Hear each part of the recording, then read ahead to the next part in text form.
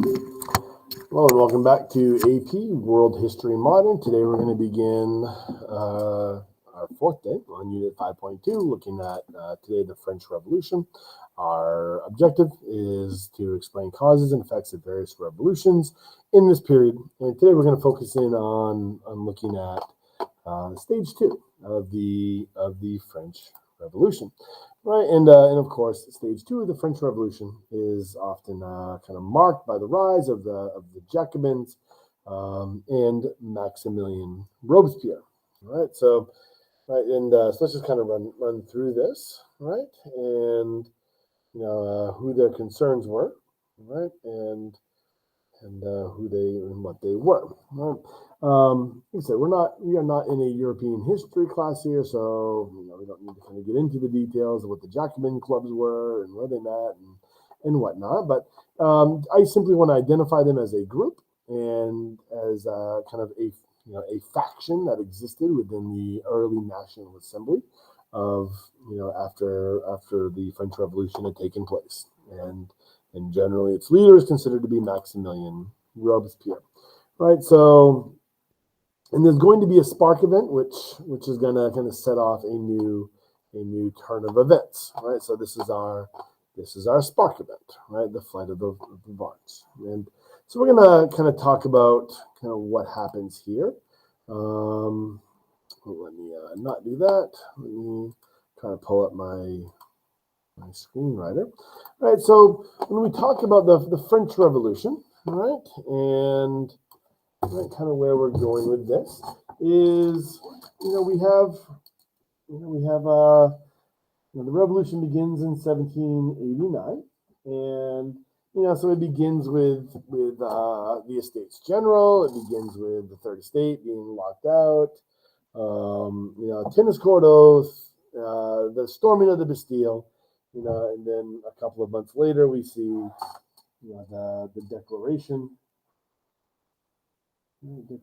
of Rights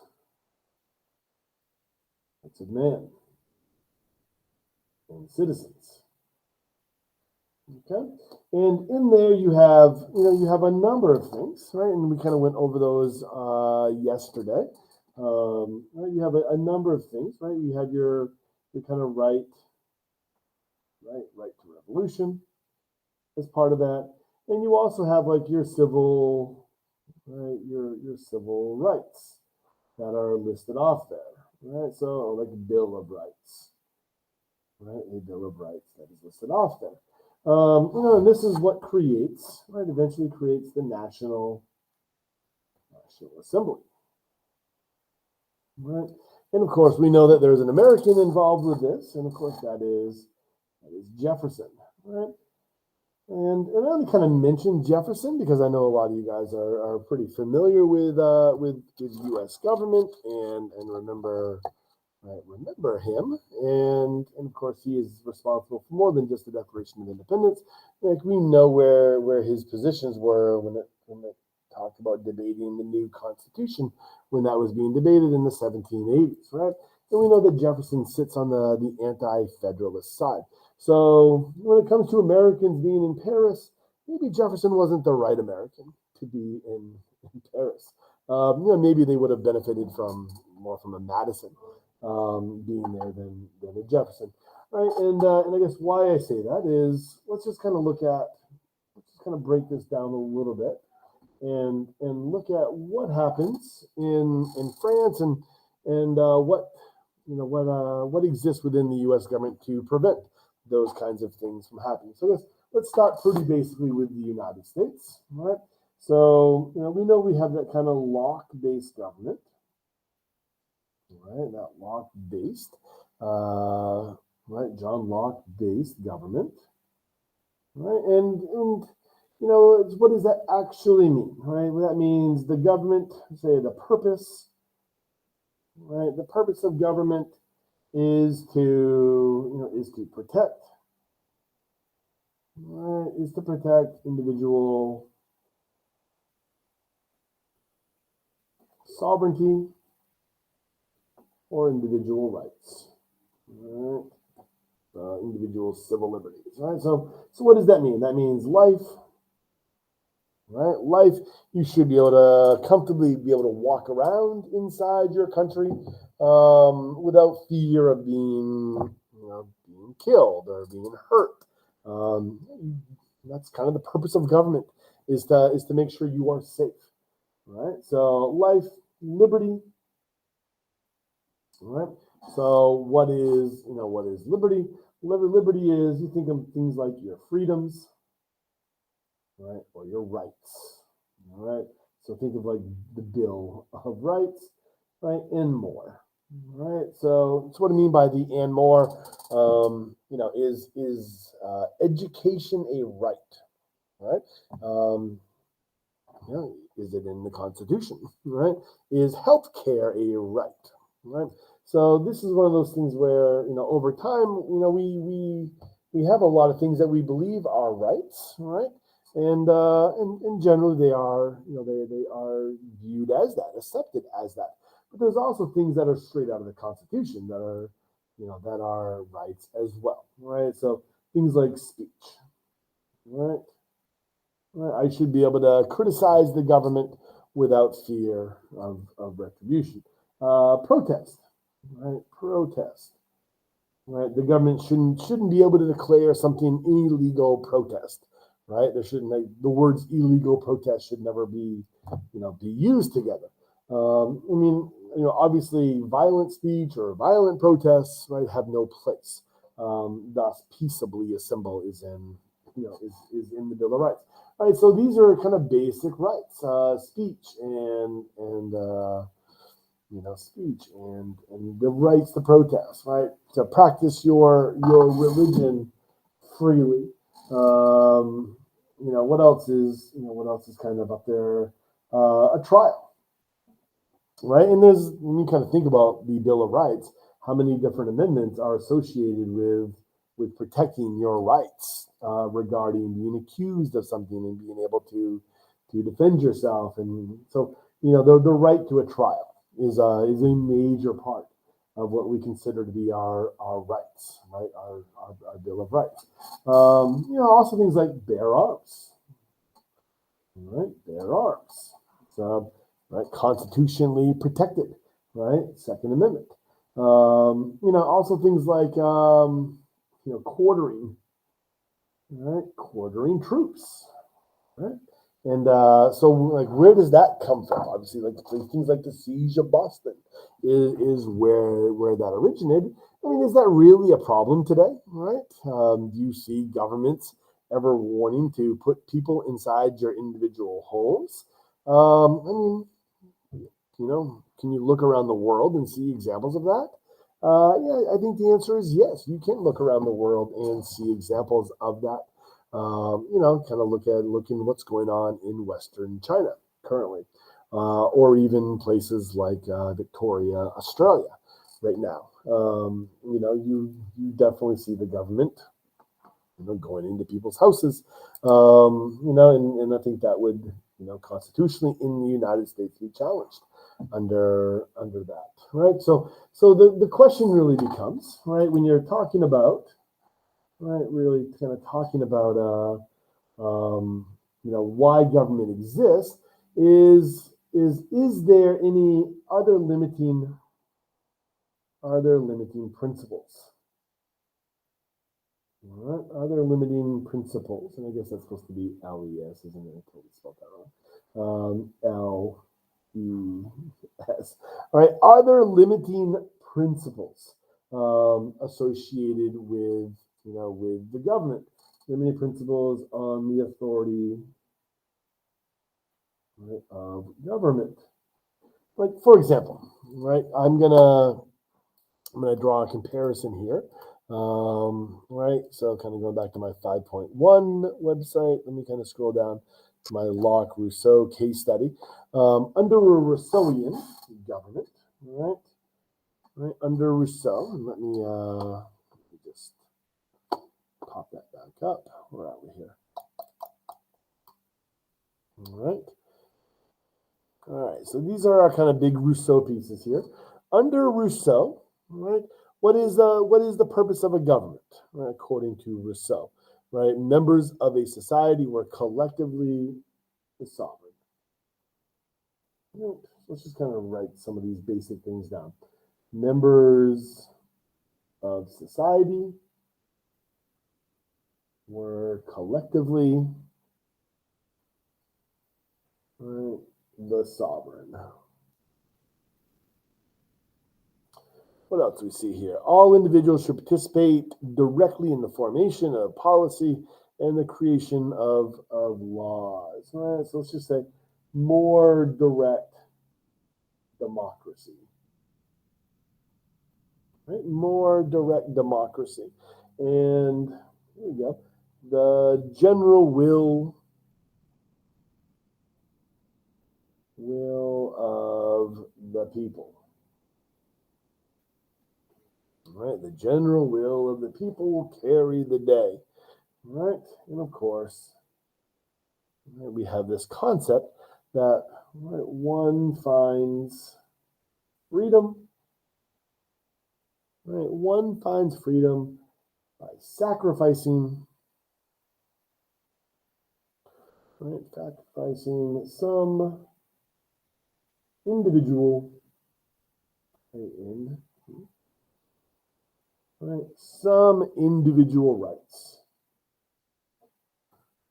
for the common good. Okay, and the question really becomes here is, there's kind of an interesting word there. All right, what does some mean? All right, what does some mean?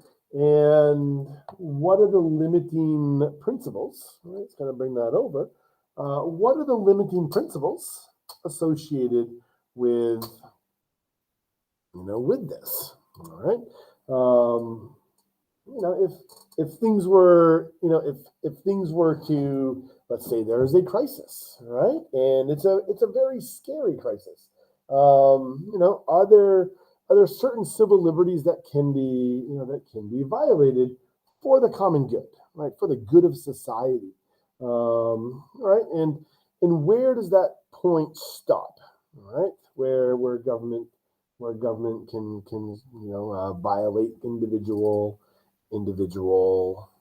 their natural rights, all right? And of course, who's going to decide that? So, when you look at the United States, right, what mechanisms does the United States have in place? And of course, this is where Montesquieu comes into play.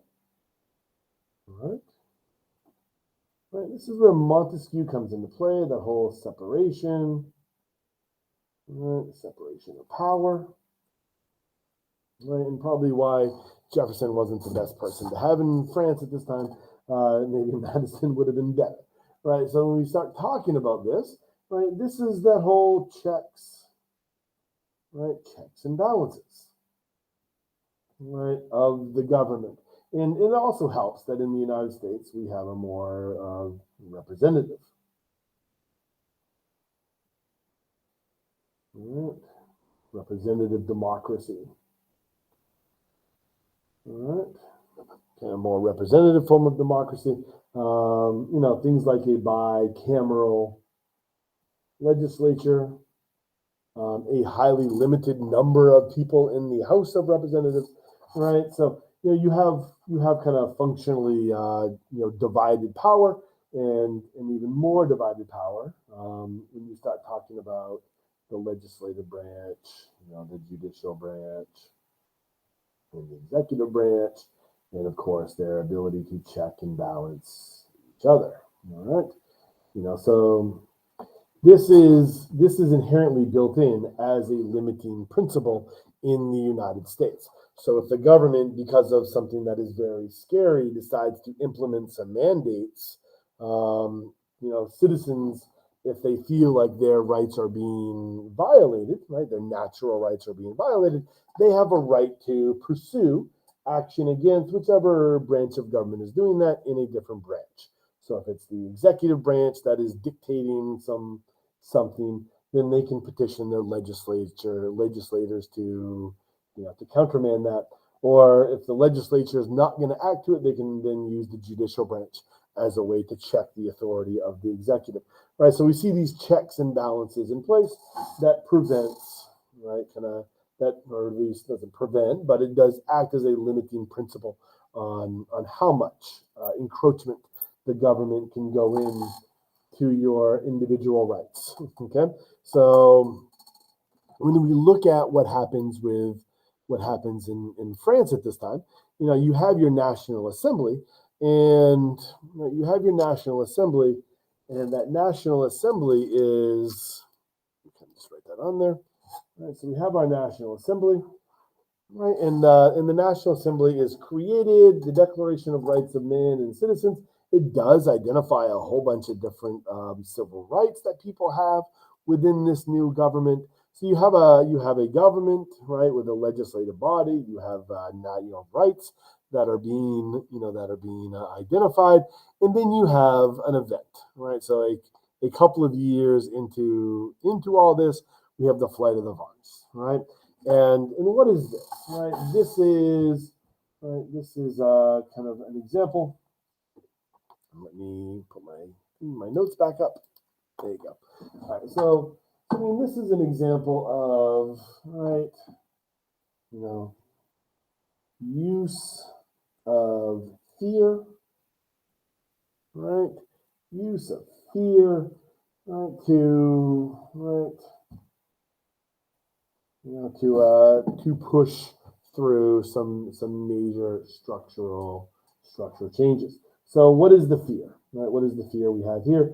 Enemies of the revolution. All right, so this is ultimately what is used. This is our scary thing, right? So we have an event, okay? So right, so this right here as an event. So in class, we kind of just take a few minutes and why is this a scary thing, right? So this is that the king and queen attempt to flee out of France, right? So they're on their way out of Paris, heading outside of revolutionary France. What is the fear? That they're gonna meet up with other royalists outside of France, and of course, Marie Antoinette is a Habsburg, so with maybe Austrian help, they could mount an army and then invade, with Louis XVI heading the army, or at least backing the army. So that's the fear. So you have enemies of the revolution. Right, you have enemies of the revolution outside of the country, and now we see the revolutionaries. The enemies of the revolution are also inside the country, right? So, then of course the nobility is a part of this, and so the nobles are the enemy. They're the enemies within and without.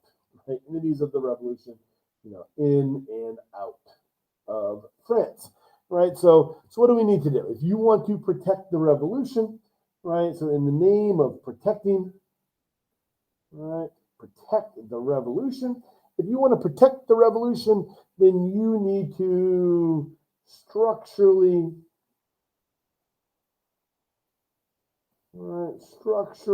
change society. Right, so it's the issue is the structures of French society are what is preventing the revolution from truly taking root, and the structures of the old system are what are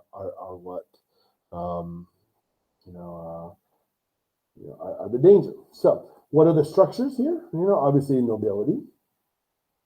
All right, nobility is structurally one of the problems, and of course the church is structurally one of the problems. So these things need to be attacked, right? These things need to be attacked and destroyed, all right?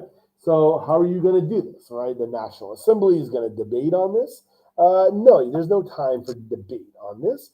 We need to entrust the safety of the revolution to a group of people who are going to protect the revolution, right? So under the guise of protecting the revolution, we need to destroy these, and we need to do so through creating, a group that will do this, right? So we see the committee right? The Committee of Public Safety get created. Right. Public safety, and this Committee of Public Safety is going to do all kinds of things in the name of the revolution, right? So, and of course, the general will of the people is going to be now expressed through this committee. And of course, we are going to see a revolutionary. Let's kind of throw this here as well. We will see a revolutionary tribunal.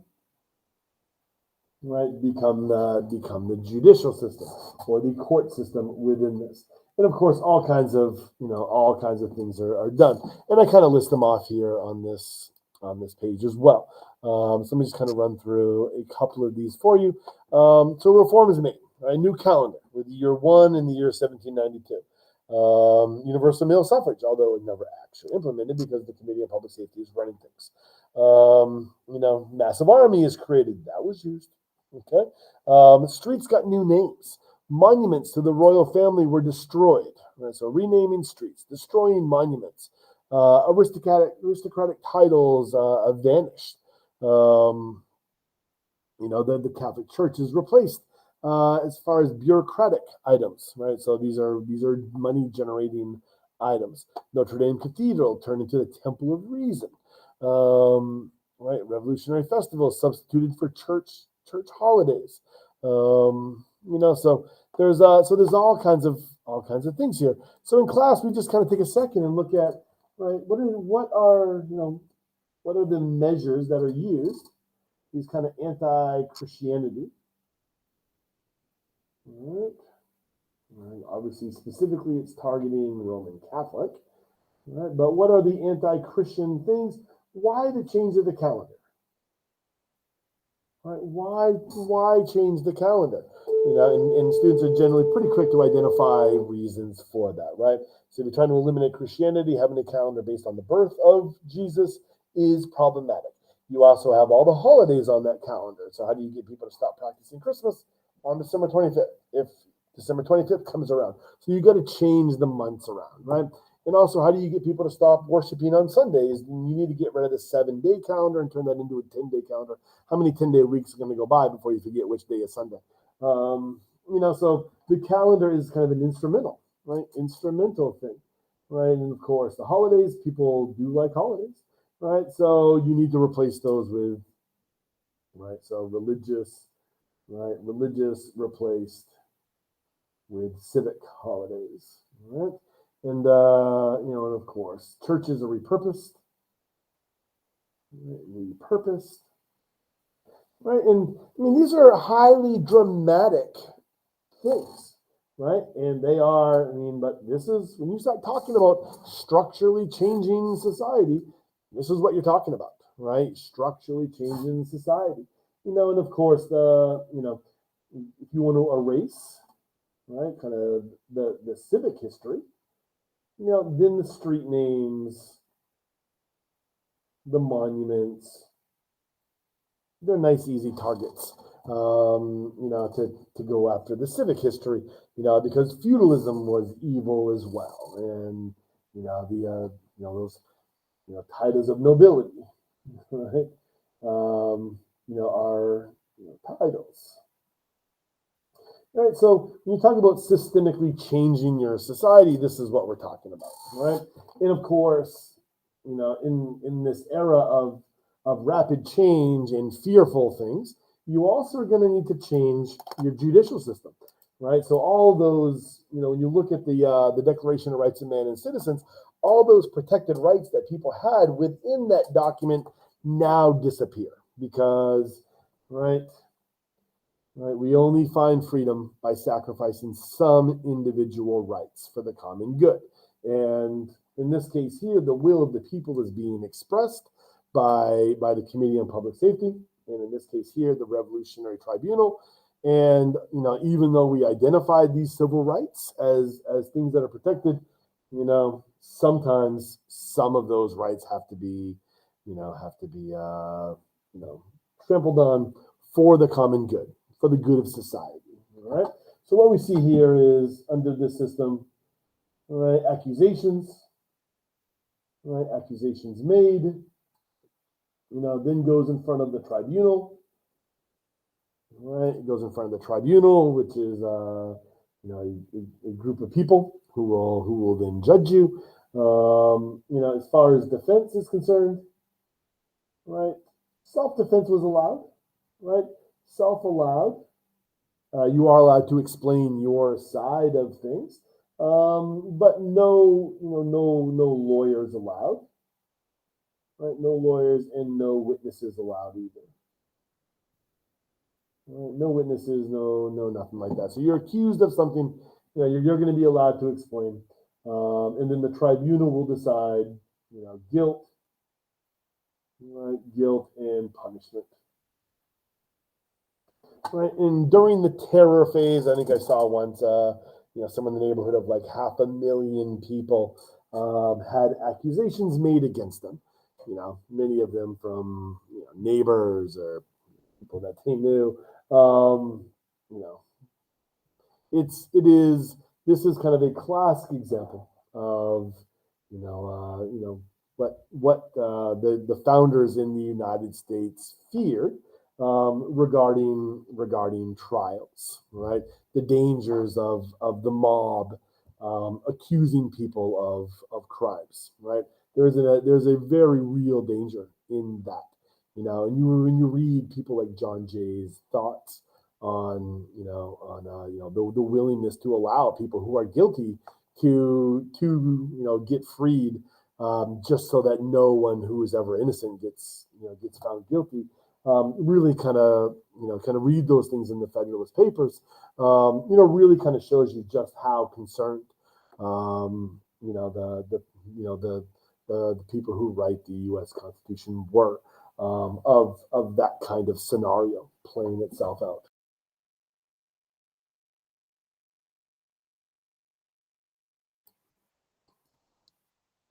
Oops, sorry, I dropped off there for a second. So these are very large numbers. So as far as how many people actually died, the numbers vary. Usually somewhere in the neighborhood of about 17,000 via the guillotine, and as far as state executions, right? As far as official state executions, somewhere in the neighborhood of 17,000. Right, and when you're kind of looking at those state executions, right, this is the guillotine. This is when the guillotine becomes so famous. We do take a little second and watch this video on my YouTube page about the guillotine, right, and kind of explains why it was considered to be humane, right, and of course the revolution comes to an end. Kind of how. Why a lot of reasons, or why a lot of revolutions will come to an end. If you've ever heard the old phrase that the revolution will devour itself, that's ultimately what happens, right? The story of Marie Antoinette is a sad one when it comes to her execution. But when you kind of look at the kind of societal changes that that were attempted during this phase, it is shockingly radical. But the revolution, let me kind of just move here. The revolution will eventually devour itself, and and Robespierre himself will fall victim to the national razor, right? And when we look at this kind of stuff historically, the revolutions do devour themselves, and generally speaking, if you do see the pendulum swing to any one side so hard, generally you're going to see a backswing, and this is what we see following this, right? So we're going to eventually see the kind of an intermediate let's pause and have some calm phase, known as the Directory, right? And the Directory, because it is not successful, will ultimately give rise to somebody who will in some ways propagate and protect some of the things that the revolution's ideals were about, and in a lot of ways erase most of what the revolution was about. And of course that is Napoleon. All right, so that is where we're going to end off today. Maybe I'll mention him a little bit tomorrow because we're going to get into the effects of him. All right, so that is all for today. And I've got a meeting, so I've got to go. All right, Sabriati.